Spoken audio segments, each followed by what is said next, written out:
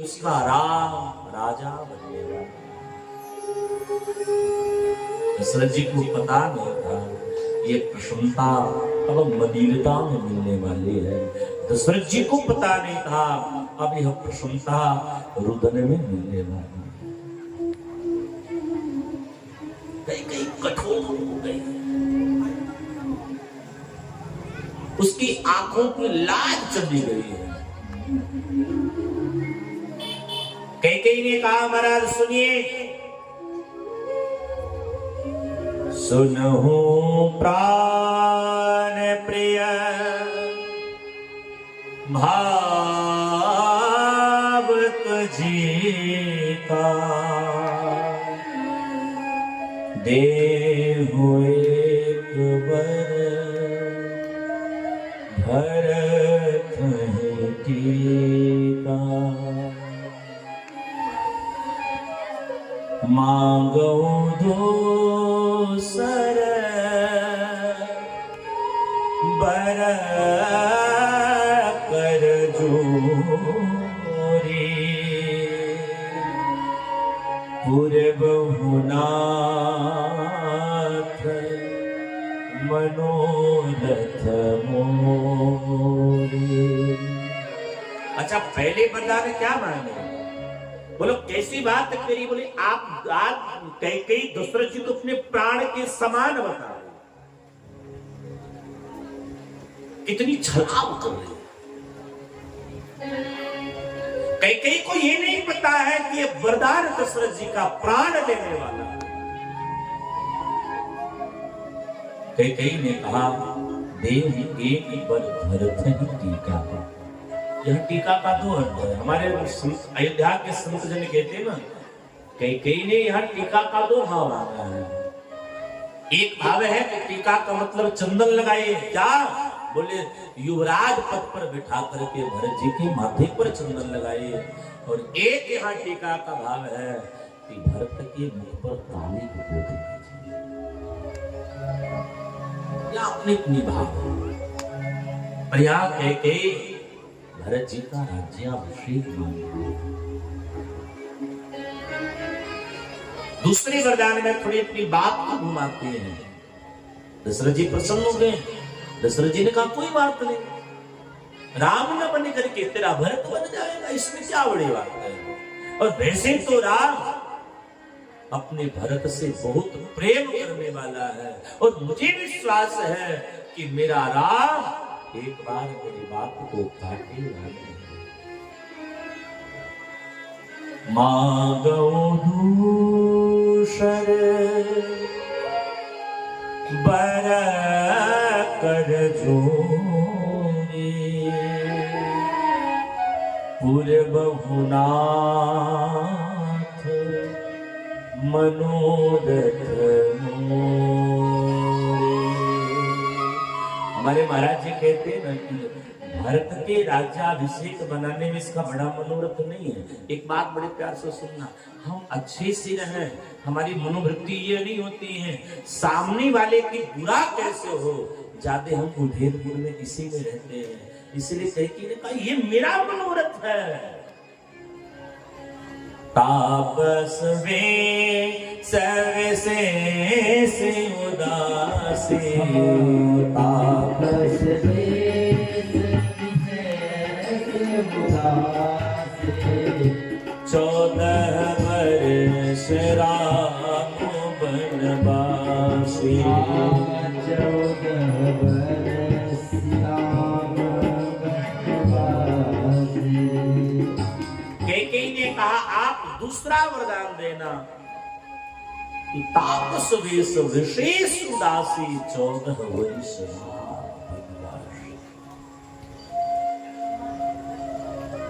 दशरथ जी ने जैसे राम जी के प्रति वनवास उदास वेश को श्रवण किया, दशरथ जी जो कैकेयी की पलंग पर बैठे थे धड़ाम से नीचे गिरे।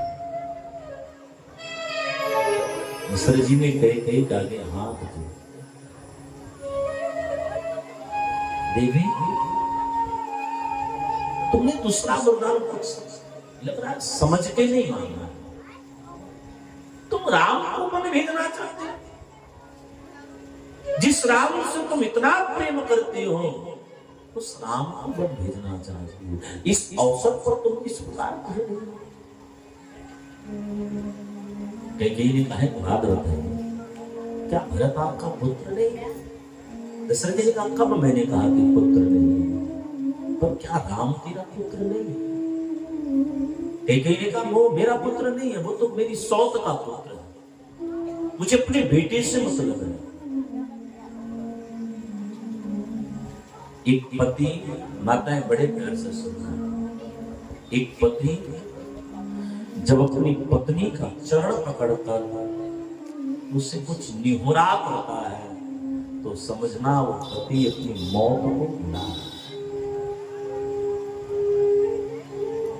जीवन में कितनी भी स्थिति परिस्थिति ऐसी उलट पुलट क्यों ना आ जाए, लेकिन कभी भी ऐसा मत सोचना कि तेरा पति तेरी चरण पकड़ करके माफी।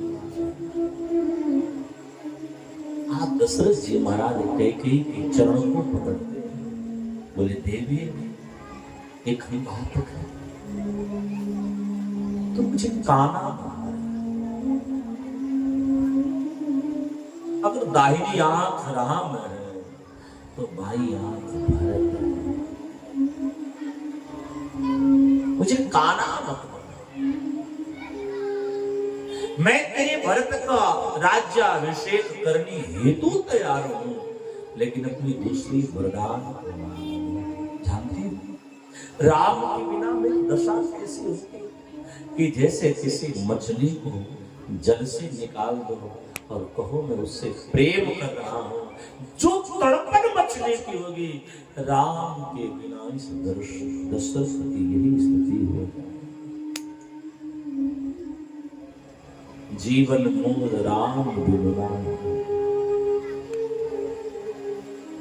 तुम केवल राम को वन नहीं भेज रहे हो, तुम इस दशरथ की प्राण छीन रहे हो। कैकेयी कठोर हो, सुनो महाराज मैं कुछ नहीं जानती हूं, प्रात मुनि वेश धरी जो न राम बन जाओ, मोर मरने राउर अजस नृप समुझे मन मान।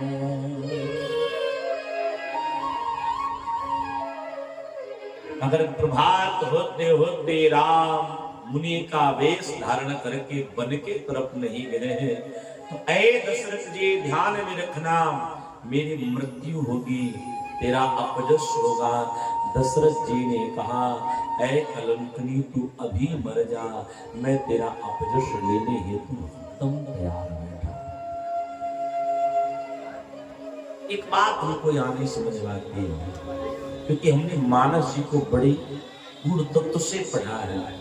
एक बार हमने अपने पूज्य श्री राम मंगल दास जी महाराज जो अंजनी गुफा वाले महाराज जी हैं, मैंने अंजनी गुफा वाले महाराज जी से कहा कि जब कैकेयी राम जी से इतना प्रेम करते थे तो कैकेयी ने राम जी को वन पर भेजा, आखिर कैकेयी का चयन क्यों किया गया? हमारे श्री राम मंगल दास जी महाराज जी ने कहा कि भगवान उसी की परीक्षा लेते हैं, भगवान जिससे अत्यंत प्रेम करते हैं।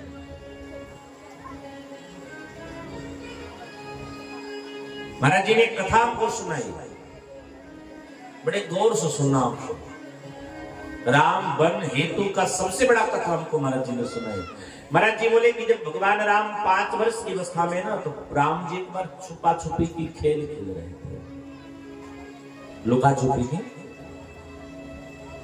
तो राम जी कैकेयी मैया के पास गए, बोले मैया आज हम तुमसे छुपा छुपी का खेल खेलना चाहते हैं, अगर तुम मुझे पकड़ ली तो तुम जो कहोगी मैं वो कर दूंगा, अगर तुम मुझे पकड़ ना पाई तो मैं जो मांगूंगा तुझे देना पड़ेगा।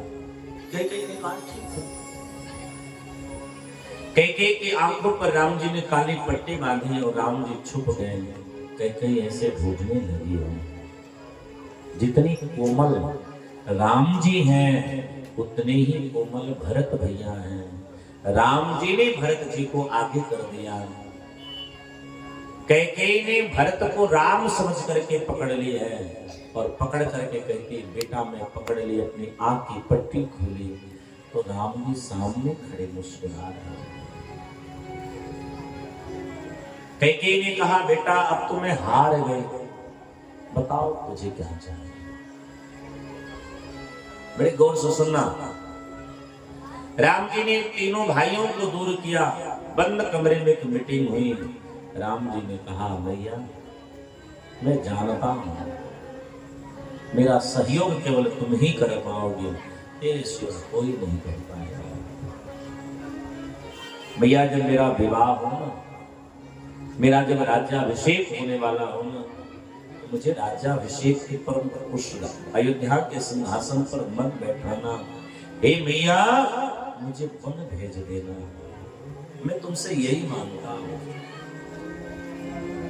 इसके लिए तुम्हें दुनिया ठुकराएगी, इसके लिए तेरा बेटा तुझे ठुकराएगा। हो सकता है कि पूज्य पिताजी से भी तेरा संबंध टूट जाए, लेकिन मैया मुझे वन जरूर भेज देना,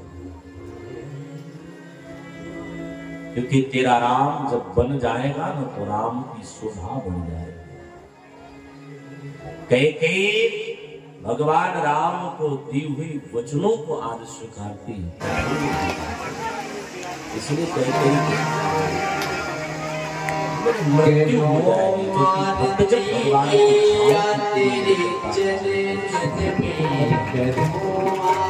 मैं आपसे प्राप्त करता हूं। दुनिया में सबसे किसी ने कठिन को उलाहना को सहा है वे कैकेयी है।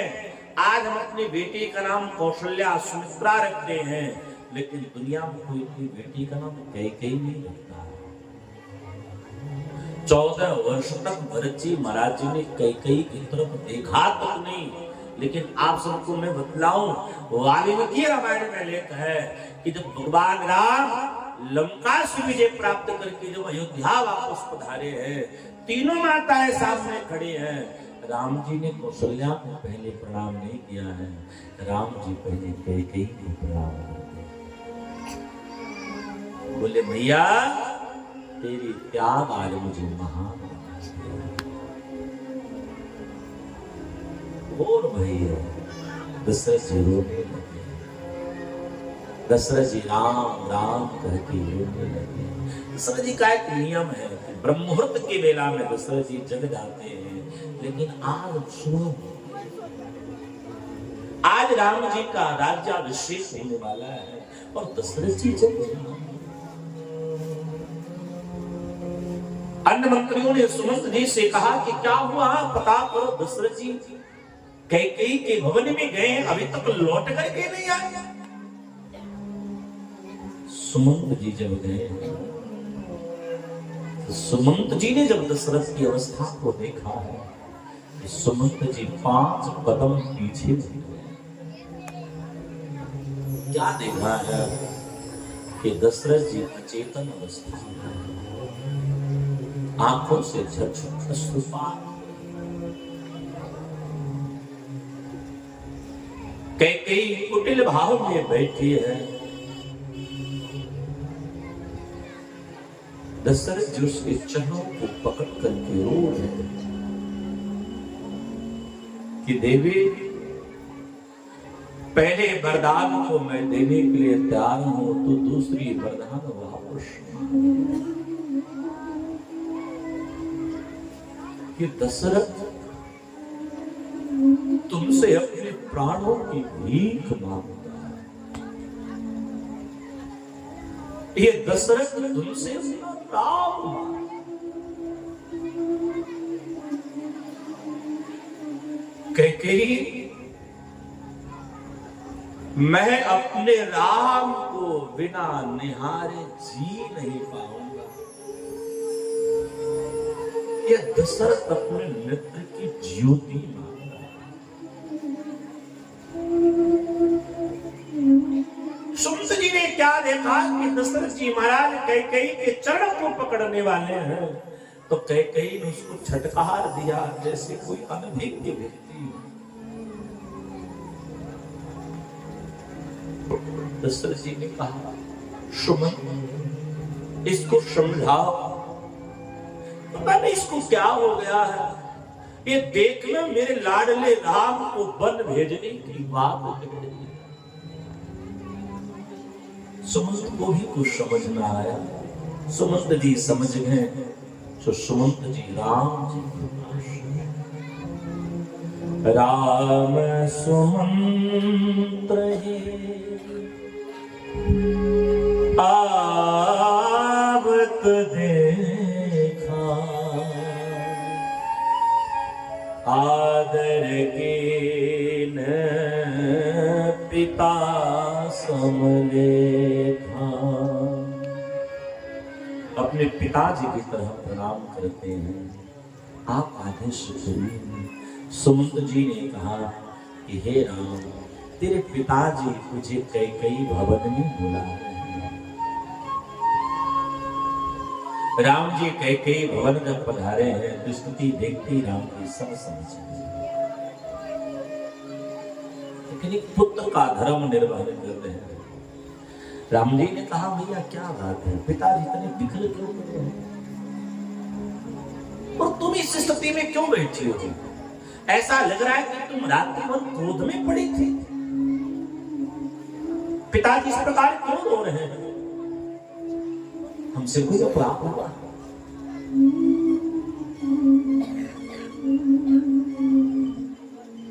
राम जी निश्चल भाव से कह रहे हैं, कैकेयी ने कहा, सुनो सुनो राम सुनो, कारण हो राजही तुम पर बहुत स्नेह, ये देह कहीं मोहि दुई बरदाना,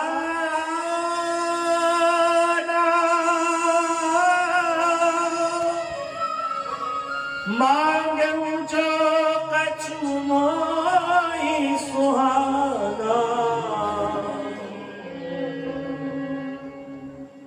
हे बेटा, तेरे पिताजी को दुख का अगर कोई कारण है तो तुमसे प्रेम का कारण है।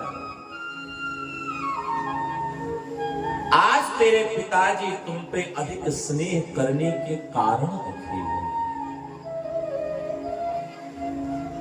बड़े गौर से सुनना, इन्होंने हमसे 2 वरदान मांगने को कहा, मेरी इच्छा थी मैंने मांग ली। राम जी ने कहा, क्या मांगा? कैकेयी ने कहा, सुन, मैंने अपने बेटे भरत को इस अयोध्या के सिंहासन के हेतु पहला वरदान मांगा। राम जी ने कहा, तो बड़ी अच्छी बात है, तो दूसरी वरदान तो नहीं जानेगा जिसके कारण दशरथ जी रो रहे हैं। राम जी ने कहा, कौन से वरदान है? तो कैकेयी ने कहा, दूसरी वरदान मैंने कहा है तो तू वन चला जा, वो भी 1-2 दिनों के लिए नहीं, 14 वर्षों के लिए मैंने तेरे लिए वनवास मांगा है। राम जी प्रसन्न हो गए। सुन जननी सोई सुत बैठ भागे, सुन जननी सोई सुत बैठ भागे, जो भी तुमात बचन अनुरागे, जो भी तुमात बचन अनुरागे, तन गे मातो पितो तो से निहारा, तन गे मातो पितो तो से निहारा, दुर्लभ जननी सकल संसारा, दुर्लभ जननी सकल संसार। ये राम जी की निश्चलता देखिए, भगवान राम कहते हैं कि मैया उस बेटे के लिए बड़ा सौभाग्य का विषय होता है जिसके माता पिता बेटे को आदेश से करते हैं। माँ तो बड़ी दुर्लभ से प्राप्त होती है। हे मैया, मेरी भी इच्छा थी कि भरत ही राजा। राम जी ने अपने पिताजी को प्रणाम किया। दशरथ जी मूर्छित थे, मूर्छा दो घटे राम जी की बाह पकड़ देते, बेटा तुम बन मत जाओ, ये कैकेयी मर जाए, मरने देना। मैं बेटे भरत के लिए तुम्हें कुछ नहीं कर सकता, ये कैकेयी मर जाए, पर बेटा तुम बन मत जाओ। आज बचत चिंतन राम जी प्रसन्न हुए। राम जी ने कहा पिताजी मैं आज धन्य हो गया, मेरा जन्म लेना धन्य हो गया कि मुझे माता पिता की सेवा का अवसर प्राप्त हो गया। शाम भई है, यह बात श्री कौशल्या मैया को पता चला। कौशल्या की मानो छाती सी फटने लगी, जब अश्रु गिरने लगा। राम जी मैया के पास गए, मैया से कहते मैया तो चिंता मत कर, एक हम बात है, पिता कानन राज। मेरे छोटे भाई को तो पिताजी ने छोटा सा राज्य दिया, लेकिन मुझे तो पूरे वन का राजा बना दिया। एक विषय ध्यान से सुनना, असली जीव और असली जीवन वही है जहां हम दुख में भी सुख का अनुभव करें। राम जी ने मैया से कहा मैया तो चिंता मत करना, पिता ने मुझे बहुत बड़ा राज्य पद दिया है, जिम्मेदारियां ज्यादा हैं।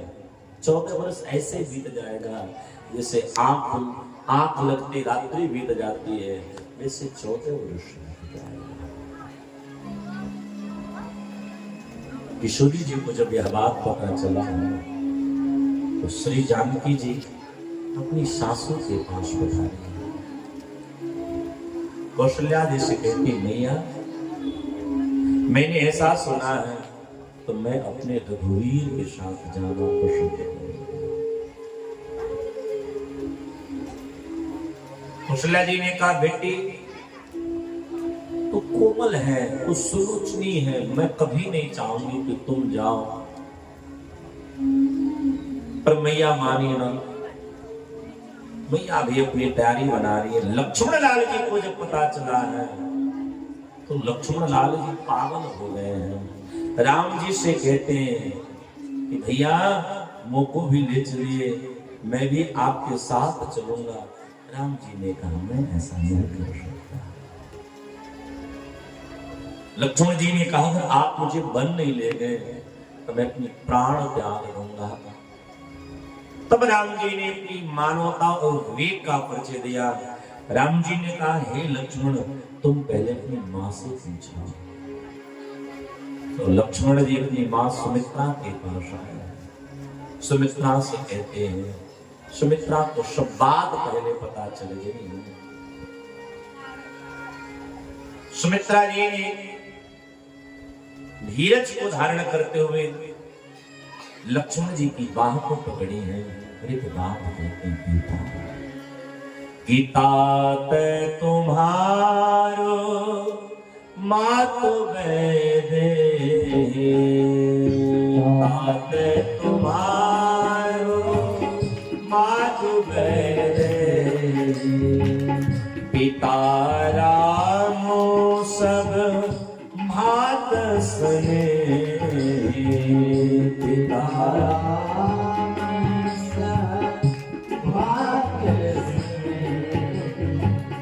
अवध जहाँ तहाँ राम निवासु, अवध जहाँ गाइए राम निवासु, अवध जहाँ तहाँ राम निवासु, अवध जहाँ तहाँ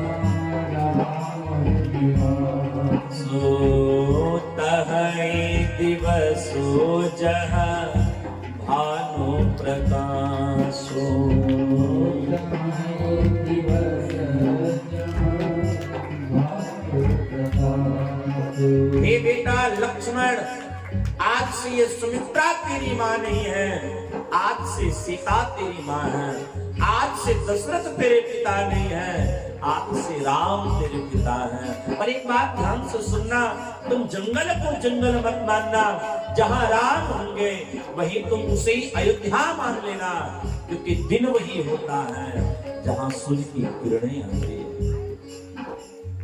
ये आज मैं तुमको विश्वास के साथ कह रही हूं, किसी और के भाग्य से नहीं, तेरा भाग्योदय हो रहा है। तुम्हारे ही भाग्य राम बन जाए, तुम्हारे ही भाग्य राम बन जाए,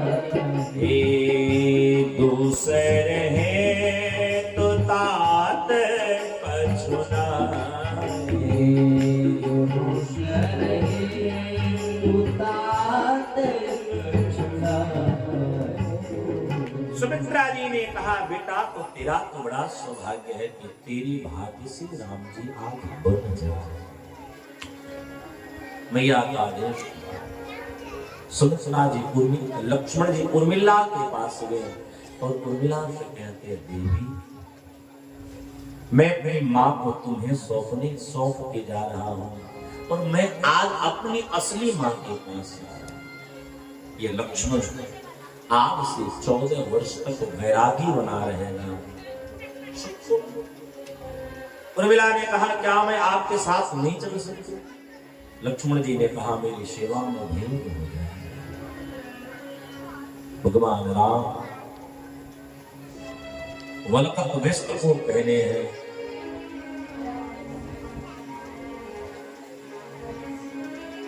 दशरथ जी के सामने जब राम लक्ष्मण और जानकी जी जब वलकत वस्त्र को जब पहन के गए हैं, दशरथ जी की हृदय फटने लगे हैं।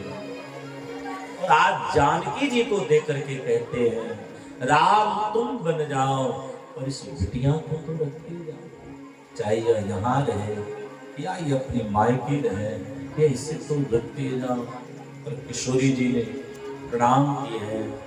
सुमित्र जी से दशरथ जी महाराज कहते हैं, काम करो, लेकर के जाओ वन, 2-4 वनों में घुमाना, राम जी को वापस लौटा के आना। अयोध्या वासियों ने न जाओ छोड़ के प्यारे, तेरे बिन हम मरे जावे, न जाओ छोड़ के प्यारे, तेरे बिन हम मरे जावे, न जाओ छोड़ के राखो, तेरे बिन हम मरे जाए, न जाओ छोड़ के राखो, तेरे बिन हम मरे जाए। मेरी आँखों की ज्योति हो, मेरी आँखों की ज्योति हो, तेरे बिन हम में जावे, तेरे बिन हम में जावे।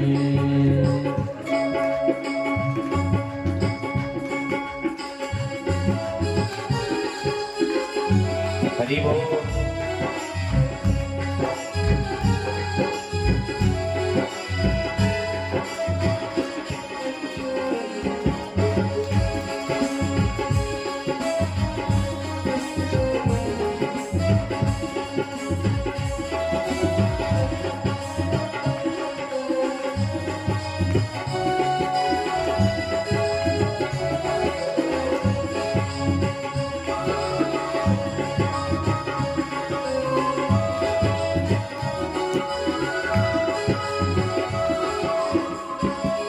तुम्हारे याद आएंगे, तड़प के रह ही जाएंगे, तुम्हारे याद आएंगे,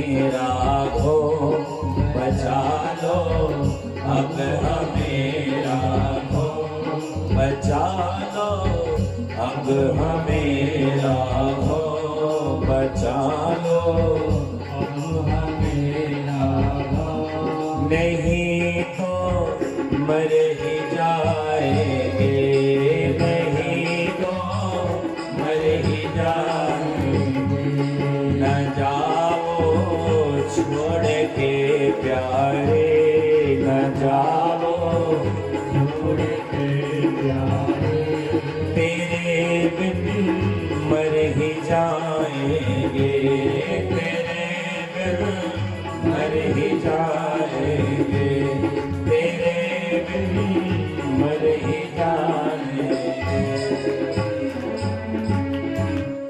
भगवान राम रथारूढ़ भय हैं, अयोध्या वासियों की मानो हृदय बिंदु फटने लगी हैं। संपूर्ण अयोध्या वासी राम जी के पीछे पीछे चल रहे हैं। आज अयोध्या का एक एक जन आज कई को गाली दे रहा है।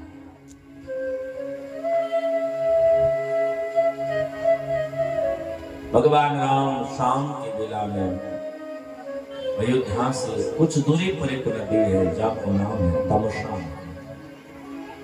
तमसा नदी के तट पर राम जी रात्रि में शयन करते हैं। संपूर्ण अयोध्यावासी जब सो गए हैं तब राम जी ने सुमंत जी को जगाया है, तो राम जी ने लक्ष्मण जी को जगाया है। तो राम जी कहते हैं अब हमको यहाँ से चलना पड़ेगा। तो ध्यान से सुनिए, घोड़ों के गले की जो आवाज करने वाली घुंघरू है उसको खोल दी गई और घोड़ों की जो रस्सी है बाप को पकड़ करके भगवान राम अर्धरात्रि की बेला में पैदल चल रहे हैं। सब अयोध्यावासी वही सोए के सोए। भोर जब भई है, अयोध्यावासी जब जगे हैं, अयोध्यावासियों ने कहीं राम जी को नहीं देखा। भगवान श्रृंगवीरपुर पहुंचे हैं, निषाद का मंगल दर्शन हुआ है और निषाद ने राम जी का मंगल सम्मान किया है। वाल्मीकि रामायण में लेख है कि जो निषाद है वह राम जी का भक्त भी है और दशरथ जी का मित्र भी है। और यहीं से श्रीमान सुमंत जी की विदाई हुई है।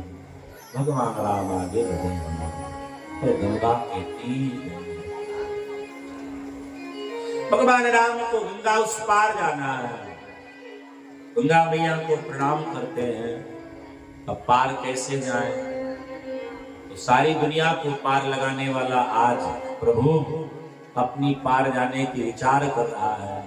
तब तक केवट को देखा। तो श्री गोस्वामी तुलसीदास जी महाराज जी ने कहा है कि मांगी नावन के बटवारा, मांगी नावन के बटवारा, कहीं तुम्हारो मरम में जाना, कहीं तुम्हारो मरम। एक बात ध्यान, केवट की समझ नहीं आई। अब केवट की थोड़ी बात चालता ही कही। उसने कहा कहीं तुम्हारा मरम में जाना। अच्छा, केवट ने राम जी का क्या मरम जान लिया? राम जी ने कहा भैया एक बात तुम हमारी निरादर कर रहे हो। लक्ष्मण जी ने कहा भैया ये आपकी आज्ञा को मान ही नहीं रहा है। राम जी ने कहा हमारी यात्रा ही गड़बड़ शुरू से हो गई। लक्ष्मण जी ने कहा क्या? बोले जब घर में सम्मान नहीं होगा तो बाहर कहां से सम्मान पाए? राम जी से लक्ष्मण जी ने कहा मतलब? बोले हमने घर पे तुमको मना किया था, तुम हमारी बात मानी, तुम भी तुम्हारी बात नहीं मानी। हमने जानकी जी को भी मना किया तो जानकी जी भी तो हमारी बात नहीं मानी। जब तुम्हें सब हमारे घर वाले हमारी बात नहीं माने तो केवट का खाक हमारी बात मानेगा? ये तो बाहर वाला है। कहीं तुम्हारा मरम है साथ। राम जी ने कहा हमारी मर जान तो बोले एक ही बात जानूंगा। बोले तुमने शिला को छुआ नारी बन गई, काठ की नैया छूटी नारी बन गई तो गड़बड़ हो जाएगी साहब। एक पत्नी जब आते भैया तो आपको पालन पोषण में गड़बड़ हो जावे, दो लुगाई होवे तो हम कहां जावे। एक लुगाई तो समझ ना आवे, दो आवे जावे तो हम कहां करें। और तेरे चरण में ये कृपा है कि तू लुगाई ही बनाता है। नैया लुगाई बना दी तो गड़बड़ हो जाएगी। सबसे गड़बड़ क्या होगी, हमारे घर में तकरार होने लगेंगे। दूसरी गड़बड़ क्या होगी, हमारी जीविका ही गड़बड़ आ जाएगी। राम जी ने कहा तो चढ़ाओ अच्छा मरम क्या है, आपको इसके लिए पुराणों की कथा पढ़नी चाहिए। यहां मरम का भाव है। सिर्फ विष्णु पुराण में लेख है कि केवल पूर्व कल्प काल में कछुआ के रूप में विराजित था। भगवान नारायण जब शेष की सैया पर सोते हैं तो केवट इनकी चरणों को, वो कछुआ इनकी चरणों को छूना चाहता है, लेकिन लक्ष्मण स्वरूप शेषनाग भगवान कछुए को बार बार भगा देते हैं। तो इसने कहा ध्यान से सुनना,